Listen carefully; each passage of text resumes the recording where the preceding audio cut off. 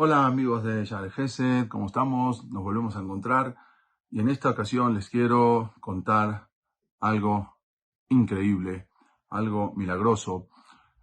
No es muy conocido el dramático éxodo de los casi 50.000 Yehudim que vivían en el Yemen, en Temán. Se dice que los primeros Yehudim, los primeros judíos que habían llegado al Yemen, fueron enviados como comerciantes por el rey Shelomo Amelech.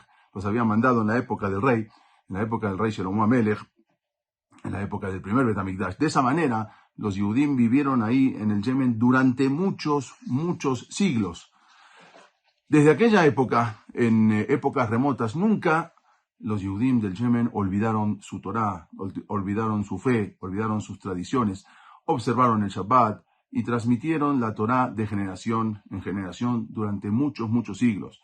Pero después de la Primera Guerra Mundial, cuando el Yemen se independizó, la vida para los judíos se volvió ya intolerable. ¿Por qué? Ya que revivieron las leyes antisemitas, como la prohibición de los judíos de caminar en las banquetas, en las calles, tenían que caminar abajo en el pavimento, o por ejemplo la de no aceptar en los juzgados los testimonios de un judío en contra de un musulmán. O sea que podían hacer lo que quieran contra los judíos, acusarlos, igual no se podían defender. O por ejemplo que los niños huérfanos Yehudim debían ser convertidos al Islam.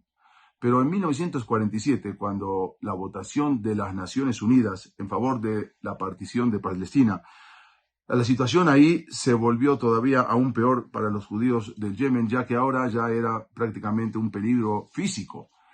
Había un puerto cercano, el puerto de Adén, que antes había sido una colonia británica, pero ahora ya era parte del Yemen.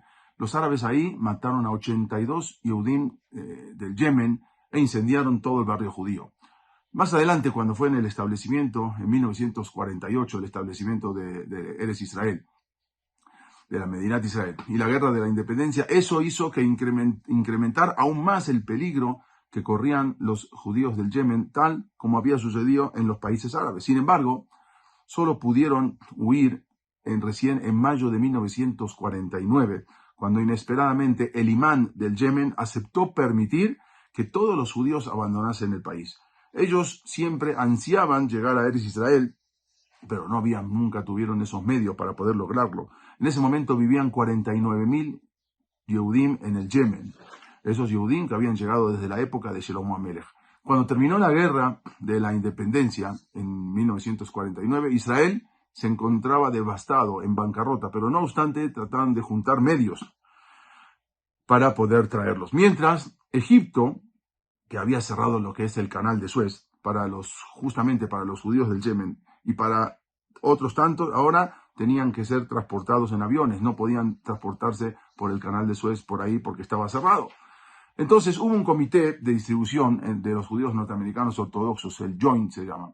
Ellos se hicieron cargos de transportar a todos los judíos yemenitas y de organizar un transporte aéreo, pero se necesitaban aviones. Justamente, unos años antes, se había creado la compañía Alaska Airlines y los Yehudim, el comité, negoció con la compañía, que la compañía empezó a comprar aviones en 1947, aviones usados del gobierno de Estados Unidos.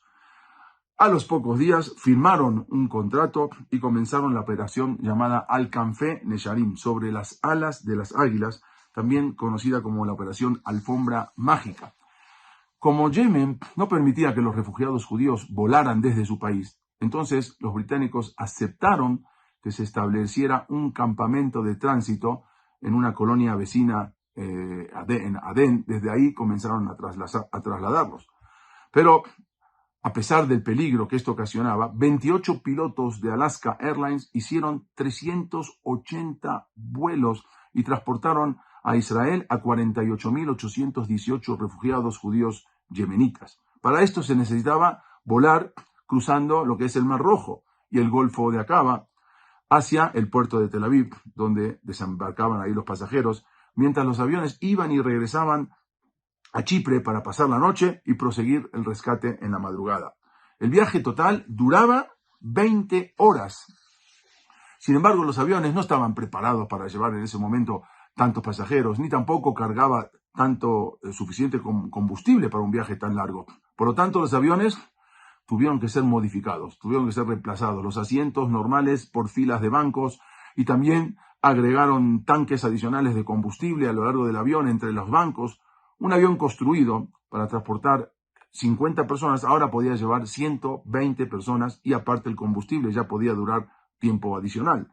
Mientras tanto, el campamento de tránsito de Adem, llamado Camp Geula en ese momento, fue organizado por equipos médicos, asistentes israelíes. Así como el éxodo de la salida de Egipto, también ahora ellos caminaron por el desierto, la esclavitud, sí, hacia la libertad, para poder llegar hasta el lugar de destino y de ahí volar.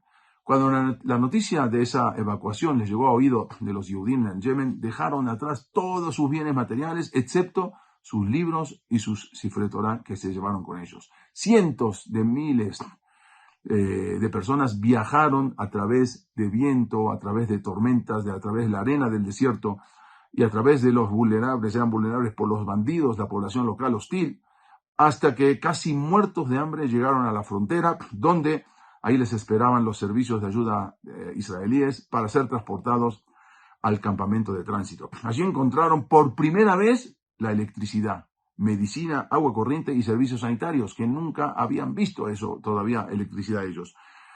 Que los Yehudim, que los judíos yemenitas llegaran a Adem, eso fue un problema. Pero que se subieran al avión fue un problema todavía aún mayor. Ellos nunca en su vida habían visto un avión, nunca habían visto algo, vivido algo que no fuera en una tienda de campaña, por lo que muchos inmigrantes estaban asustados al ver semejante aparato, un avión, y se negaban a subir a bordo. ¿Cómo entonces los convencieron para subir al avión? Les recordaron lo que está escrito en la Torá, en Shemot 19, está escrito, está escrito que los transportaré al Canfen en Sharim a ustedes. Entonces ahí ellos, y reforzando todo eso, pintaron en los aviones el dibujo de un águila con las manos, con las alas extendidas sobre la puerta de cada avión, para que ellos puedan subir al avión en base a ese pasuk. Pero una vez dentro del avión, muchos prefirieron sentarse en el suelo antes que en esos raros asientos. También tuvieron que implorarles para que, por favor, que no encendieran fuego del avión, porque querían encender para preparar la comida adentro del avión. Nunca habían visto ni sabían. Durante el vuelo, la mitad se descompuso y vomitaron sobre los tanques adicionales de combustible. A pesar de todo, aterrizar en Eretz Israel, los yemenitas, los temanim, entonaron cánticos de berajot, cánticos de bendición. Y de esa manera se pudo completar el rescate de casi la totalidad de los 49,000 Yehudim del Yemen.